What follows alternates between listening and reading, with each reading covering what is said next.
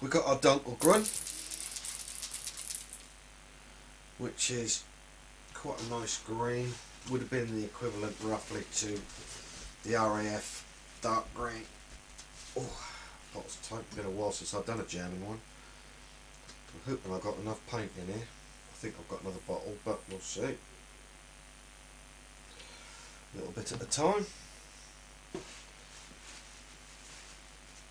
And, right, so here is our, get the shadows off a bit, that's difficult. See what we're up to and where we're going to draw our lines, and to try to keep fairly accurate. But obviously we've got to make these bigger so we can mask them in. Right, okay, let's put that out of the way, I don't want to spill that. Okay, right. What we got from there, so we're talking, let's get these correct to begin with, roughly up to there. So there needs to be a line come along there. So we're just doing these roughly, like I said, to begin with, just to, so that we can then fill them in, mask them. Oh, compressor's kicked in, thank goodness for that. Just how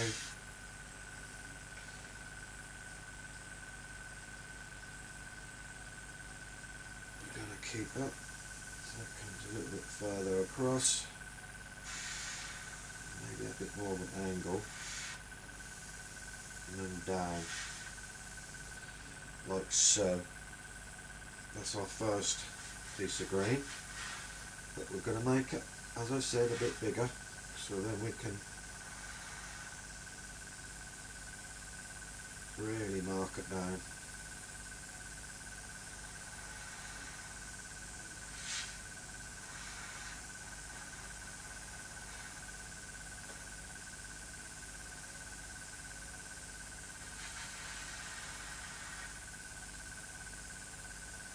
Just line it down.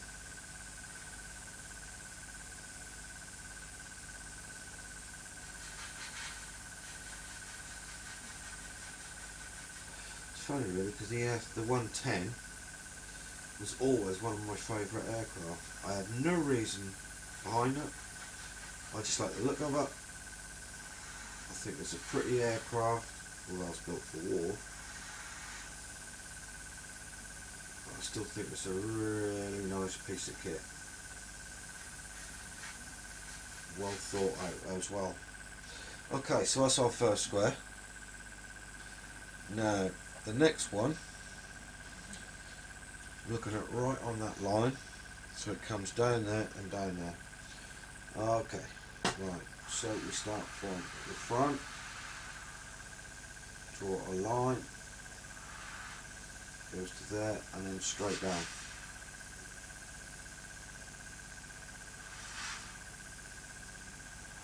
First bit, and then from our engine cover all the way across, this one will come all the way across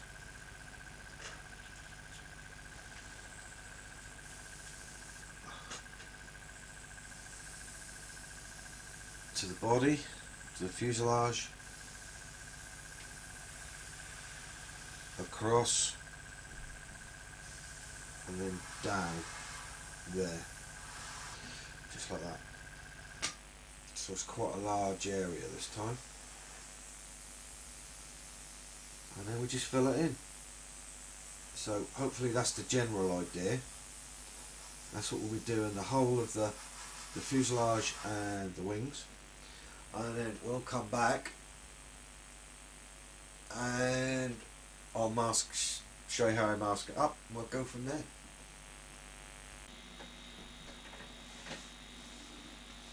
Okay, and we're back again. As you can see, it's all masked up. The dunkel grunt was painted on, or airbrushed on, and it's now time to put the Salzburn on, which is a slightly darker green, well black green as it says. We'll get this on and see what it looks like afterwards, hopefully. Excuse me, I had a bit of toast earlier and I keep repeating, which is not brilliant. Right, here we go. So, standard PSI, usual thing that I spray at, about 8 to 10.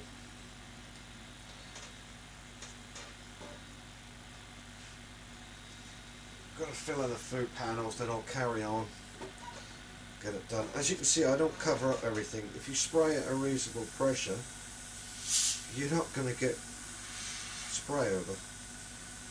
So, let's just make sure you can see this, what I'm doing. So all we're doing is just filling in the areas that we need. The camouflage. I do like German camouflage, I must admit. Now, then some idiot forgot to turn the mic on earlier. I think that's on.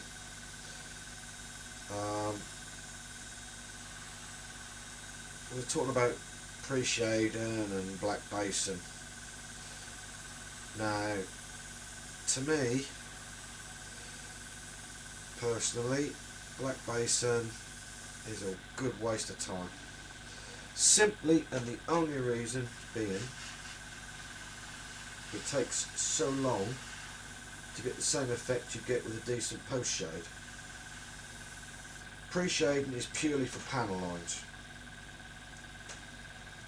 whereas black basing is to give you a base undercoat. Like say if I was using different metal colours, I would do a different primer, whites, blacks, browns, whatever, to give a different look at the top through the metals. So all you're doing with black basing, exactly the same thing, you take 10 hours to a bit long. I don't mind spending time, but I want to see something worthwhile when I've done it. And personally, I prefer to pre-shade. I'm not one of these people who weather their planes to like they've been to hell and back. It's not my sort of style.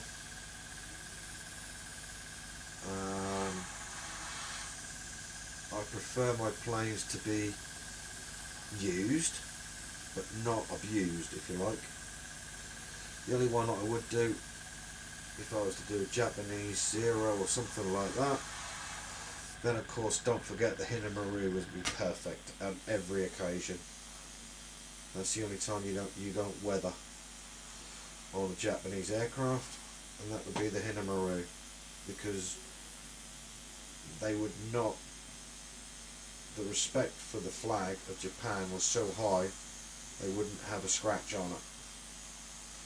Yeah, there are pictures with them scratched up, but you'll find that those planes have been in Allied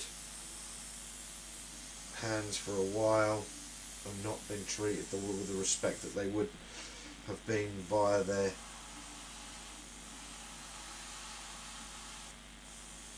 Japanese counterparts. Right, so there's not a great deal of difference in these colours, although one is black green and one is dark green.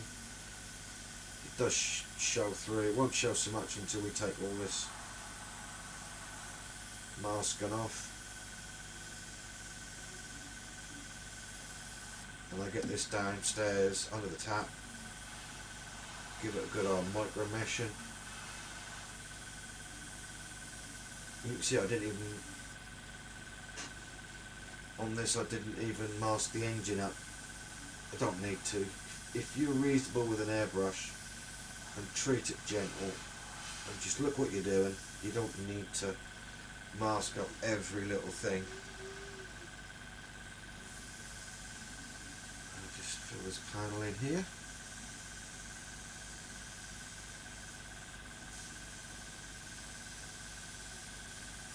I'll just push it down, pull it in.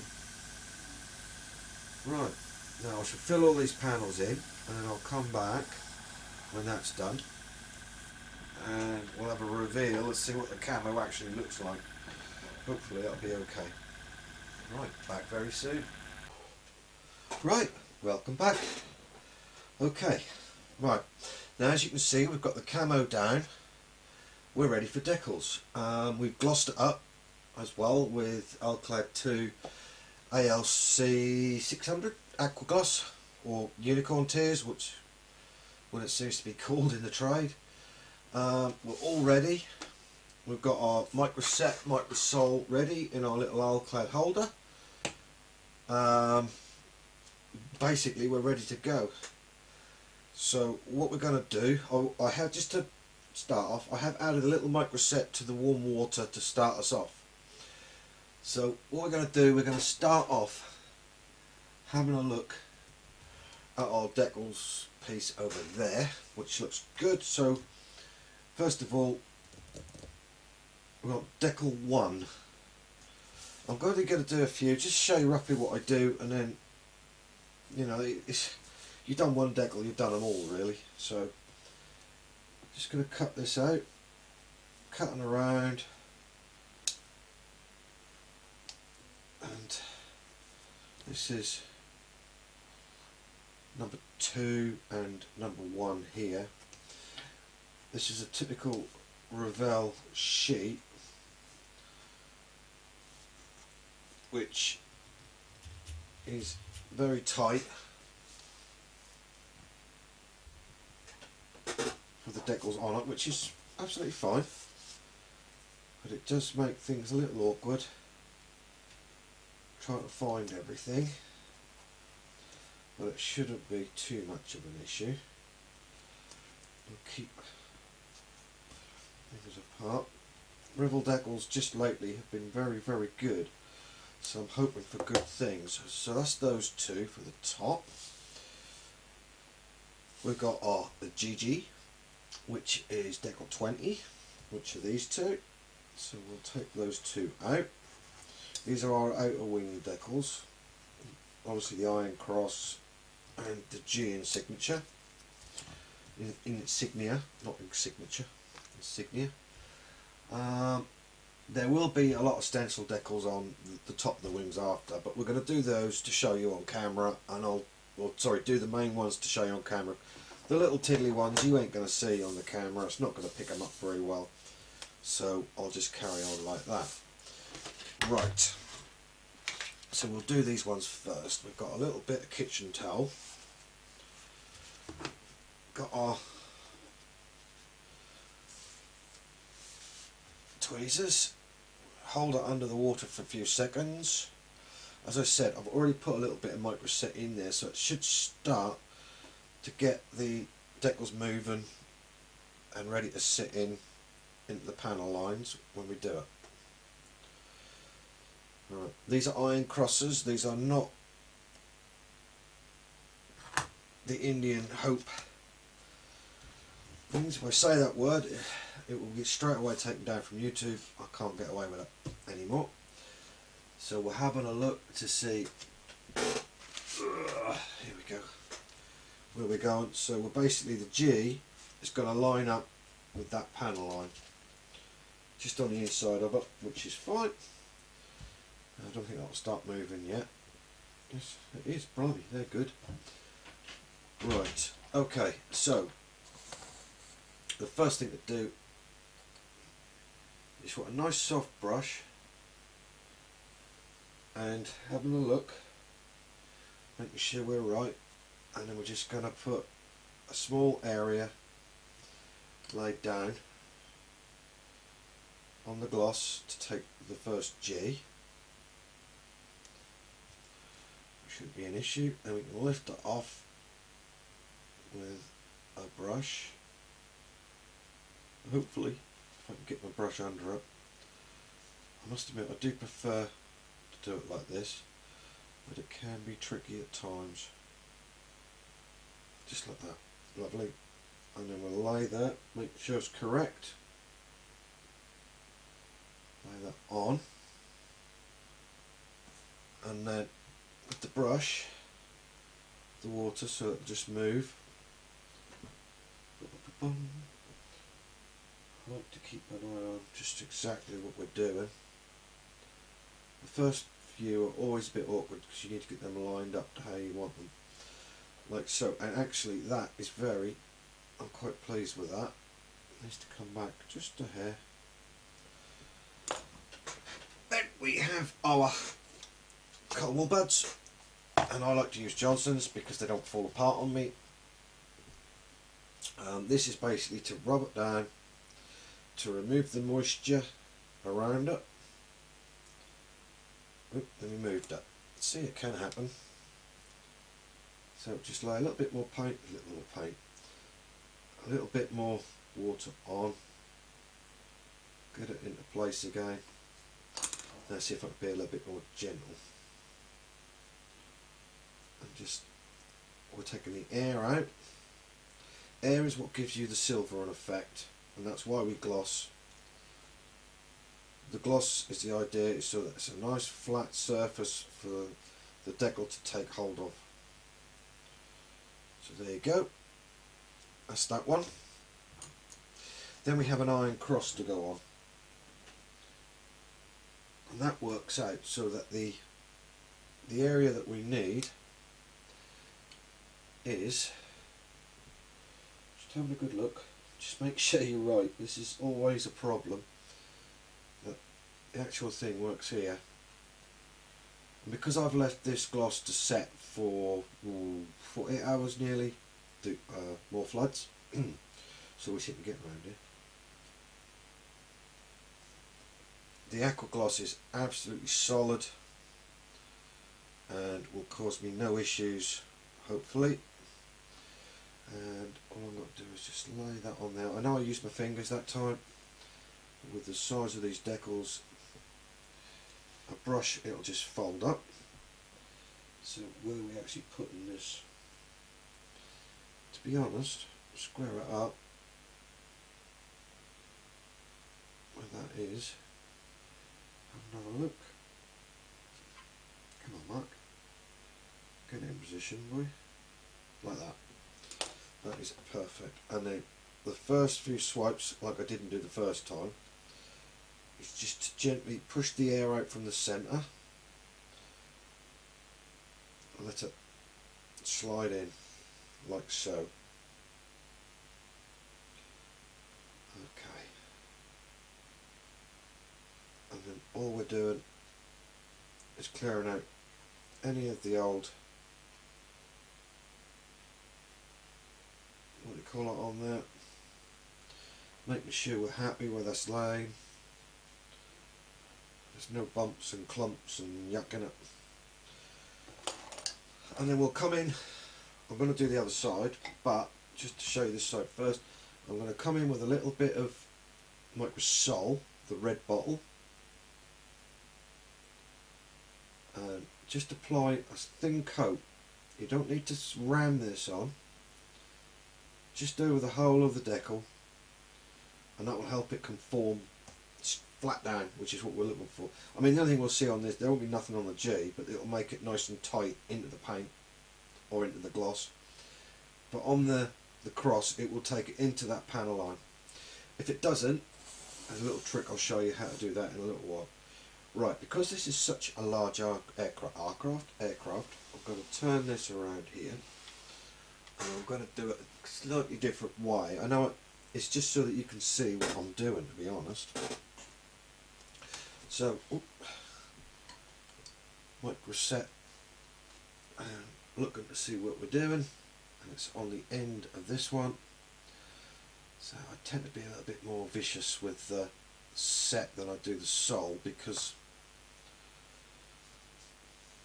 I like to, blimey, I stuck to that already. I like to have a good base, fluid base, for the decal to go down on. We're checking again exactly what we want to do, laying it down and just using the brush this time, not my fingers, seeing how I've laid that one out, making sure that's nice, and then again, whoop, there you go, see, that's me being heavy handed in front of the camera. Just got to lay it back over. Excuse my hand in the way. That's better.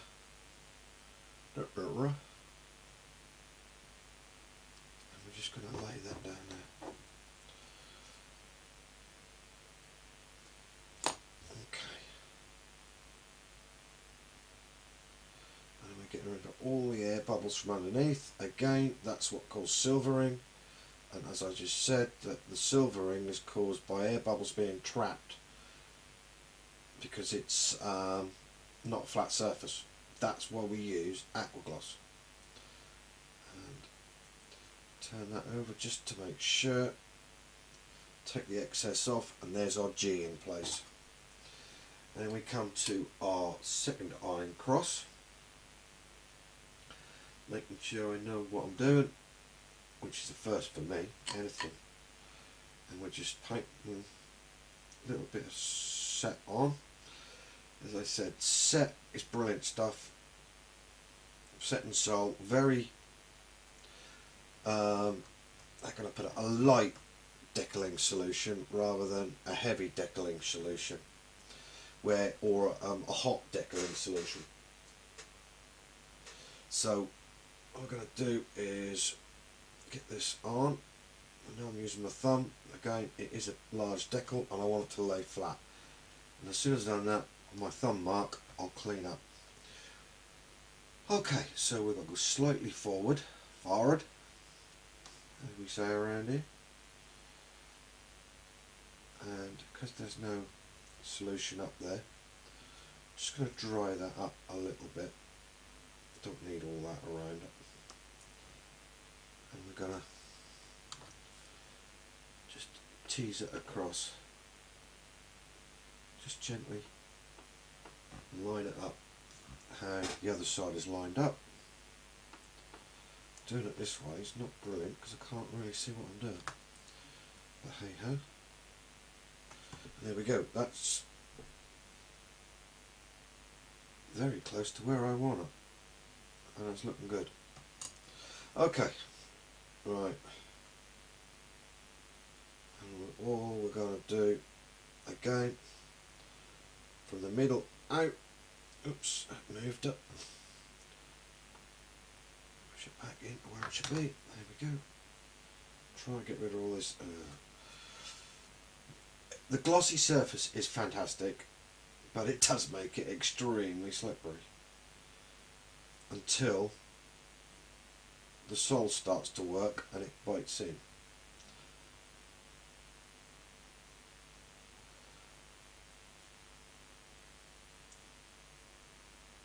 Everybody has their favourite parts of modelling.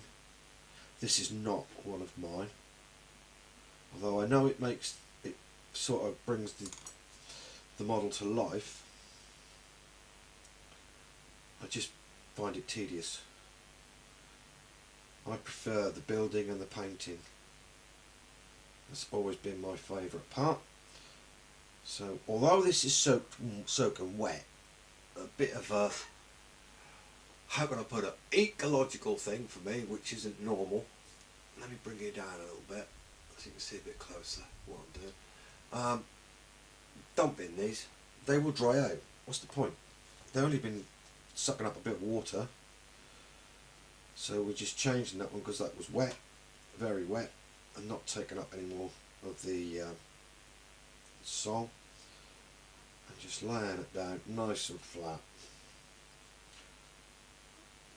Okay,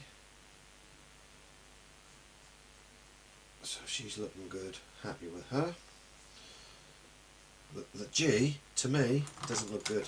It doesn't look right. So we're going to liven it up again. It's just not level. I can't handle that, sorry. I'm a bit of OCD, as Roy at work will tell you. He knows how things aren't straight. That's better. And again, same thing, straight over. Now that's exactly how I treat every decal. We're now going to just put a little bit of Sol, paint it on yet again, all over the model, just like so. And again on the G, and we'll let that dry and go from there. Right, now that's how you do a decal, whether it be on the side, on the top, or anything else. So there's no point carrying on doing the whole thing, which will probably take me 5 or 6 hours to decal this afternoon, or 4 hours, plus taking Dudley out for a walk. So what I'm going to do, I'm going to leave it at that. If I do get a decal that come across which is a pain in the butt, or it's got to be bent round a corner, or anything awkward, I will come back and I will video that for you. But until now, I think that'll be the end of probably part 14, 15. So we're getting there. I mean, she's looking absolutely sweet as now. Hope you think the same. And yeah, we'll catch you on the flip side. Oh, I just want to give a shout out, just one quick shout out before I do leave this part. Can I just say a quick thanks to Robert Alclad and his brother. I asked them for some help to purchase a photo editing suite, not Photoshop. I'm not that clever, but they came back and instead of giving me a bit of help to buy it, they actually bought it for me, which was unbelievable. So thanks, Rob, and please thank your brother for me. I do appreciate it. Let's hope this goes on well into 2020, 21. Of course, we're in the third lockdown now. Model making took off in the first and second lockdown. Let's hope it carries on. They are busy at Alclad, but anybody who would like to purchase the Alclad or even try a bottle, give me a shout at technical@alclad.co.uk or alclad2.co.uk, and we'll see what we can do to help you out. Anyway, thanks for now. Speak to you all soon.